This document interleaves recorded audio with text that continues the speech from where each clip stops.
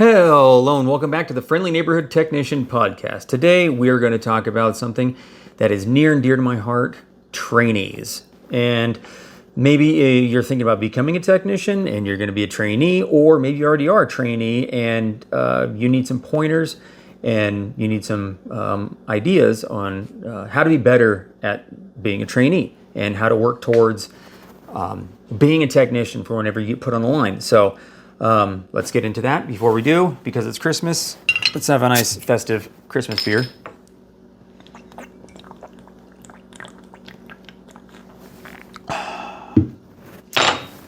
So, that being said, let's get to it. Number one, and probably one of the most important ones, be on time. And whenever your schedule is, whenever your shift is, if it's 8 to 5, 9 to 6, 7 to 4, if it's any of those times, that means be ready to work at 8 o'clock. You're in your stall at 8 o'clock working, 8 to 5. Not get to work at 8 and then go get changed, go put your work clothes on, go turn on your computer, log into everything you need to log into, and then by 8:15, 8:20, then you're ready to work. No. If you're at work, if you get to work at 8 o'clock, you're already late. So just make sure, be ready to work whenever you're supposed to be there. Also, at the same time, work till 5.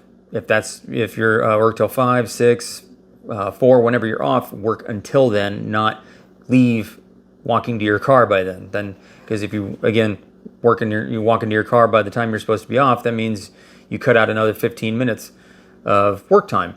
And if you got to work at 8 and now you're walking to your car at 5, then you just lost 30 minutes of productivity that you could have been using to fix another car. So, number 2, hustle. Now, what I mean by hustle is don't walk as slow as you can. When you have to walk someplace, make sure there's a little bit of speed in your step. Especially like where my stall is for when I have a trainee, where my stall is complete opposite end of the shop from everything else, except the parking lot. But if you have to go to the bathroom, if you have to go turn a repair order in, if you have to go talk to a service advisor, mine is the very, very, very last stall before the back of the building. So if you have to go do any of those, make sure you're walking quickly to get there back and forth. Don't take your sweet time getting back and forth to wherever you need it. And but it doesn't matter if you're right next door to something. Don't take your sweet time walking there. And number 3, listen. So do what you're told and how you're told to do it. When you have a lot of experience, when you have some years under your belt, then you can start figuring out how you like to do things, how they work for you, and how you want to do your own process and everything like that. But when you're with a trainee, mentor, team leader, however you want it, whatever they're called is, whatever the title is, do what you're told and how you're told to do it. If the trainer says do not do this, make sure you don't do that, because when the trainer leaves you to your own devices, and he comes back and you've done the thing that you were told not to do, you might have some words spoken to you. So just make sure you follow instructions and as closely as possible. And if you're unsure of something, make sure you ask questions. You're never going to get, at least by me, you're never going to get in trouble by asking questions. I would rather you ask a question and understand than don't ask a question and you screw something up. So again, always ask questions if you don't understand when something you're told or instructions you're given. And number 4, be ready and willing to learn. So you're a trainee. Your title's trainee, and you're there to be trained.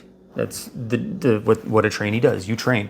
And so, like I said, be prepared to learn. You're going to learn a lot. You're going to learn other ways, many, many different ways to do things. How we do it is the trainees rotate. So they'll spend some time with a team leader, they'll spend time with the next team leader, or assistant team leader.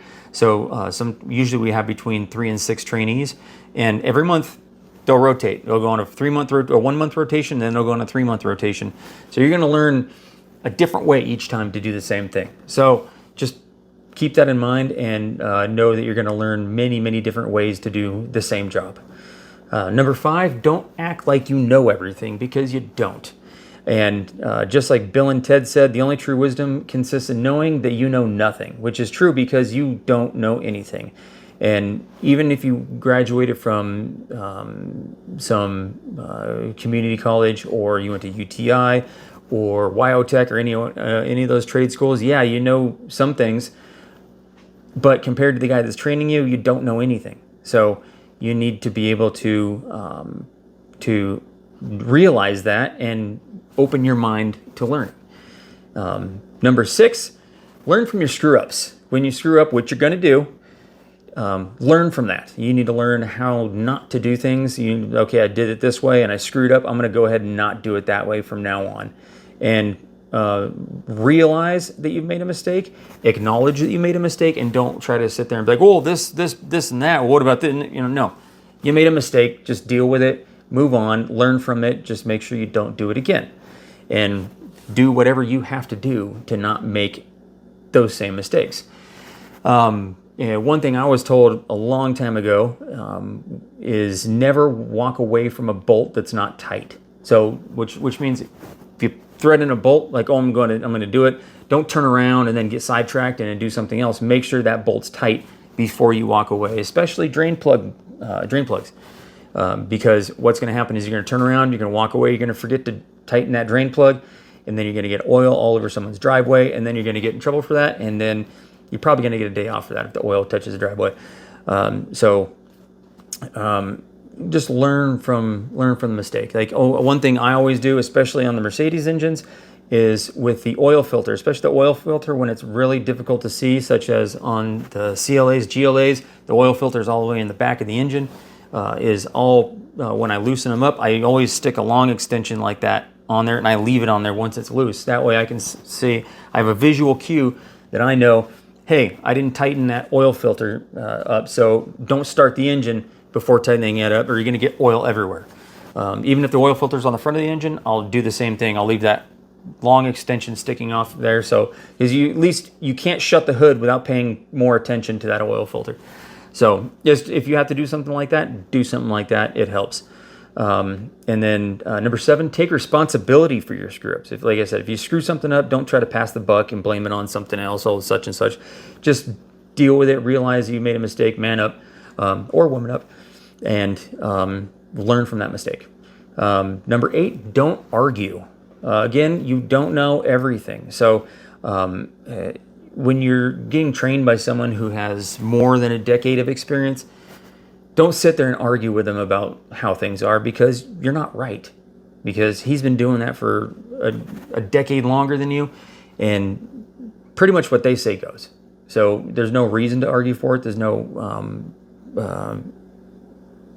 reason to argue about anything, basically. So just don't do it. I actually had this conversation with a trainee when I told him that he argued too much. I said, "You argue too much." He goes, "No, I don't." So I honestly asked him, I was like, "Are you screwing with me? Like you didn't hear what you just said right now?" He's like, "I don't argue." He's like, "Whatever, dude. Just go back to doing what you're doing." Number 9, ask for something to do. There is always something to do. Even if there's nothing to do, there's always something to do. If you don't have any work, pick up a mop. If you don't have a mop, pick up a broom. Clean something up. Do something. Don't just stand around and do nothing, because, again, you're not going to get in trouble for cleaning something when there's nothing to do. If you finished up with a car, you go turn in the repair order, and there's no work waiting for you when you get back, clean something. Or you mean that your trainer, your team leader, whatever, is not going to sit there and get on you for cleaning something, for staying busy, because that's what you're there to do. You're there to stay busy. So always find something to do. There's always something to clean. You can clean up, put tools away, get ready for the next job if you don't already have it, if there's no RO waiting for you. Stuff like that. It's simple. and you look busy, and that's basically what they're looking for, is can you keep yourself busy when you don't have a repair order sitting there waiting for you to do something to. And then, which is actually number 10 also, always be doing something. And like I said, just if you run out of things to do, start cleaning something. That's the safe bet. And number 11, don't have your hands in your pockets. Hands in your pockets don't make money. So, again, stay busy. Don't sit down for basic tasks. And what I mean by that is, if you have a car, it's check engine light, you need to check for codes on it. So you get the computer, you hook it up to the car, and now our computers for Mercedes-Benz are on a cart, and they have there's a computer on top, there's a battery charger on top of that also, and it's a little bit more than waist high for me, at least, because I'm short, a little bit more than waist high. So you don't need to sit down to use those, and they're roll around, so you can stand there, you can position them however you want. The arguing trainee that I had, I went to the restroom. I said, "Hey, check this car for codes," and I came back from the restroom, and he had pulled the car in behind my 2 stalls. He got 2 stalls like that. He pulled the car behind, and then got the computer, hooked it up to it. Then he went and got my stool, and then took my stool all the way. He doesn't have a stool. Only I have a stool. I have a stool that he took all the way to the end of the stalls, sat down, and was checking for codes on the computer. Now, you don't need to sit down for that, because while the computer is loading, it takes a while. It takes a few minutes for the computer to load, for the computer to check for codes. You could be doing an MPI on that car. You could be setting tire pressures. You could be doing anything, inspecting the car while it's on the ground. Check the tire tread measurements. Check the brake pads measurements. Do something besides sit there. You don't need a stool to check for codes. Again, it's one of those things where you need to look busy and stay busy. Not just look busy, but actually be busy. And so don't sit down, because that's my stool. That's not his stool. That's my stool. And yeah, and keep your phone out of your hands. You don't have to. I'm not going to say put your phone away, because a lot of people need to make sure they get a phone call if you have emergency, and family needs to get a hold of you. That's fine, whatever. But don't be standing there, again, computers checking for codes, scrolling through your phone. You don't need to be doing that. There's always something to do. Now, if you have to take a call, if you have to make a call, let somebody know. That's perfectly fine. Hey, I got to go make this call real quick. I'm going to go make a call. Cool. Thanks for letting me know, so I know where you are and I know about when to expect you back. That's cool. Thank you. So that's another thing. Another thing, don't let your nickname be G-Spot. Now, one of our team leaders is my team leader. Our trainee calls him G-Spot, but and it's quite funny because he calls him G-Spot because he's impossible to find. You don't want to be that while you're a trainee. Because the last thing you want is for your team leader to turn around, but where's my trainee at? I haven't seen him for a long time. What's he doing? If you're going to go do something, let your trainer know what you're going to do, where you're going to go do it. If you're going to go to the bathroom, cool, go to the bathroom. If you're going to go make that phone call, cool, go make that phone call. If you're going to go help another technician, hey, he's got some tires he needs to bust out, cool, go do that. Don't just disappear, go do those tires, because then your trainer's standing around like, where's this guy at? So do that, and again, make sure you're able to be found. And if you're going to be out of your stall, let the trainer know you're going to be out of your stall. Simple as that. And then don't get too comfortable. What I mean by this is, again, that arguing trainee, he got too comfortable too quickly with. I think his rapport with people around was a little bit too comfortable, so people didn't quite know him like that when he would make jokes. Again, taking my stool out to the end of the stall. One thing he did was I have a radio at work with a little Bluetooth adapter on it. Went to the bathroom, came back, and he's playing his music on my radio. That's not your radio, dude. That's my radio. My shit's not your shit. So don't touch my radio. Don't connect your phone to my radio, so I get to listen to your crappy music. You get to listen to my crappy music. That's what your job is. Fix cars and listen to my crappy music. So just your stuff is your stuff. Don't think that because you're getting trained by this dude, you can just use anything you want of his however you want. That's not how it goes. 16, think ahead. Now, what I mean by this is think ahead is you have to, not only when you're working on cars and you're trying to come up with the next step in the work process, you need to think of those next steps, and you need to think, okay, I need to do this, I need to loosen up this, loosen up that. I need to do this, and then this is going to come after that. And a lot of the ways you get that down is read the work instructions. You need to be reading every single work instruction that you have and that you can get your hands on. If you can't find one, I'm sure somebody can help you find it. But you need to at least know in your head what the next step is going to be when you're going to be doing that. And also, which ties into number 17, time management. Now, again, my stall is all the way at the end of the stalls. It is all the way into the shop. So when I'm going to finish up with a car and I have to turn in a repair order, so I'll finish up with the car, get the repair order ready, I'll type up the story on it, I'll fill it out, close out the repair order, then I'll go drive the car, and then from driving the car, I'll go park the car in the car wash, and then right next to the car wash is where you turn in the ROs.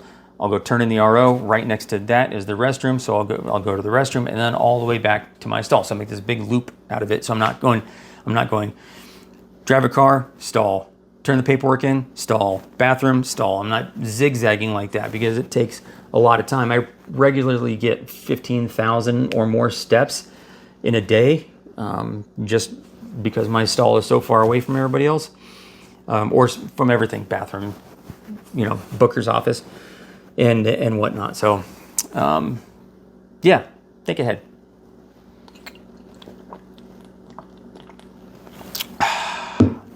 And then, let's see here. Number 18. Don't act like your shit don't stink. And what I mean by that is you're not better than anybody else in the shop. We're all the same. We're all people just coming to work trying to fix cars. Don't act like you're better than everybody else, basically. So, and number 19, yeah, because last one was 18, 19, be nice. And you need to, at the very minimum, you want to have people and team leaders not mind you on their team. At the very minimum. At best, you want them to want you on their team. And you're not going to get you're not going to get there if you're not nice. And what I mean is, be nice, be respectful, joke back with people, make jokes, joke back with them. But again, like number 18, don't act like your shit don't stink, because then they're definitely not going to want you on their team. And then like one of the other trainees, he calls me sir all the time. Well, actually, several of the trainees call me sir. I didn't know I was sir age, but yeah, several of the trainees call me sir. And one of them, when I'd give him a repair order, he would say thank you every time, which is not necessary. I'm not going to tell you have to call me sir or say thank you every time, but it's nice. Okay, it's just respect. That's all it is. Be nice, have respect. Have respect for your elders, and then be able to take a joke as well as make a joke, because it is an automotive shop, and a lot of the jokes that go on there, you would not want repeated outside of that shop, and that's just how it is. You have a shop full of, our shop's 30 technicians. And you got 30 guys in there, all with their own sense of humor, all with their own backgrounds and stuff like that. And we all joke with each other back and forth. So it's, again, with, other people wanting you on their team is what it is. And if you have a good attitude, you have that rapport with the other technicians, and they enjoy your company, you're gonna do well. And that was number 20. Number 21, be part of the team. And like I said before, part of being a trainee is finding your place in the shop, finding your place on a team, because you don't want the trainee or the team leaders and the other technicians being like, I don't want that guy in our team, because if you don't have a team at that shop that says, yeah, we want you on your team, you're going to get the boot. And that's not what you want. You have to be able to mesh with all the other guys in the shop. You want them to want you on their team. That's your goal. And number 22, buy tools. You don't need to buy Snap-on tools, and I would actually recommend you do not, as a trainee, buy Snap-on tools or any other tool from a tool truck / tool pimp. You don't need to be racking up thousands and thousands and thousands of dollars in tool bills with the tool trucks, because you don't want that hanging over your head. I can't stand it if I owe the tool truck $200. And I see all these reels and YouTube shorts of guys, people going around the shop. Hey, how much do you owe the Snap-on guy? Oh, I owe him $45,000. It's like, holy shit, dude, you don't need to do that.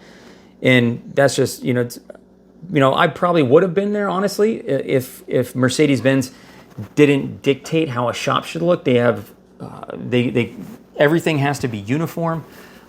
Every toolbox has to match. They all have to be the same color. You have to have the same color scheme in the shop. So, which means that our dealership, all the toolboxes are built in. So I've never had to buy a toolbox besides this one behind me, which was a Home Depot toolbox. It was $700. I didn't go out and spend $15,000 on a Snap-on toolbox, which is just ridiculous, because even if you spend $15,000 on a toolbox, you still got to fill that thing with tools, and you're talking at least another $15,000 in tools to fill a $15,000 toolbox. And that toolbox doesn't make you money. The tools inside of it do, but the toolbox doesn't make you money. But you can always upgrade. You can buy tools from, I've seen guys with tools from Harbor Freight. Most of my shit's Snap-on tools, or not Snap-on, Amazon tools. I rarely buy Snap-on. I bought one Snap-on set when I was a trainee. It was like $330 for some Torx bits. And that was the first and only set of Snap-on stuff that I bought. Never again. But gear wrench stuff, that stuff works just fine. You can always upgrade. If you break a tool, replace it with the tool truck tool if you want. But you don't have to go spend a decent car's worth of money on tools. You can get so much more by going to Amazon, getting gear wrench tools. I love gear wrench tools. Most of my stuff is gear wrench. Most of the stuff I buy on Amazon, and that stuff never breaks. As a matter of fact, the only thing that I can think of mine that breaks on a regular basis is my tool truck 17 millimeter for taking off wheels. And that thing I've had to replace that thing more than any other tool in my toolbox. And I have gear wrench combination wrenches, gear wrench sockets. I don't have any name brand socket sets. So I would recommend starting with buying tools as you can. Make sure you're always buying tools if this is what you're going to be doing for the rest of your life.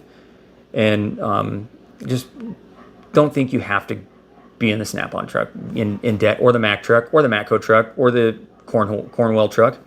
You don't need to do that. Number 23, borrowing tools is normal and expected.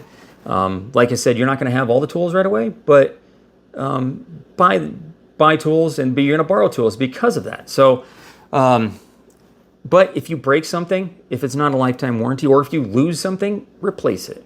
That's you're borrowing the team leader's tools or your trainer's tools. If you leave a set of tools in a car, you can probably bet that car is not coming back with those tools.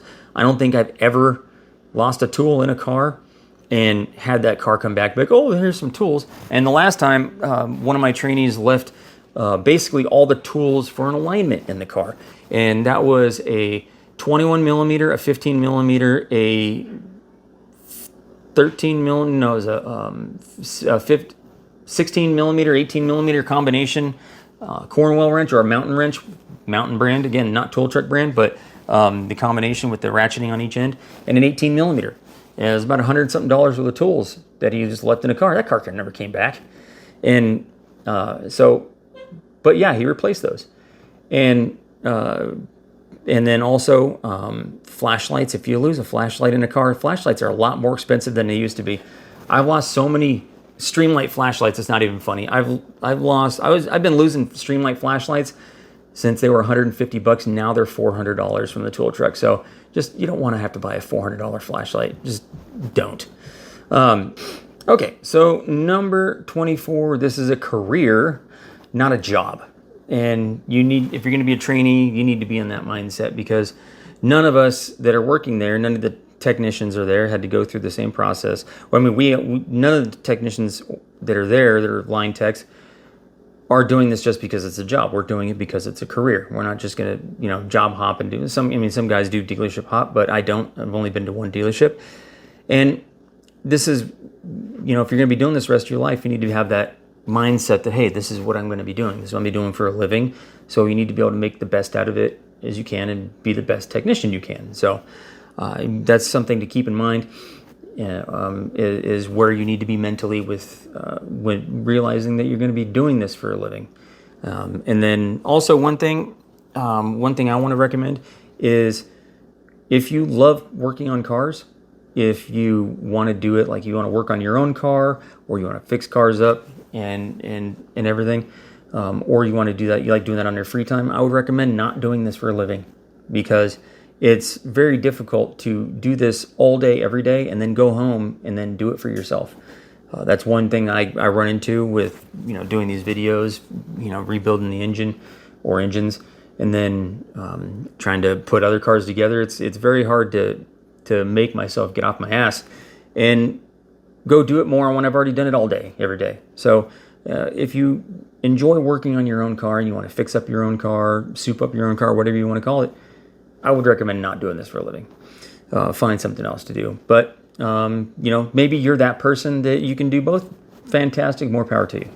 And then finally, one thing you should also get in the mindset of being a trainee is basically like a competition. And your competition is the other trainees.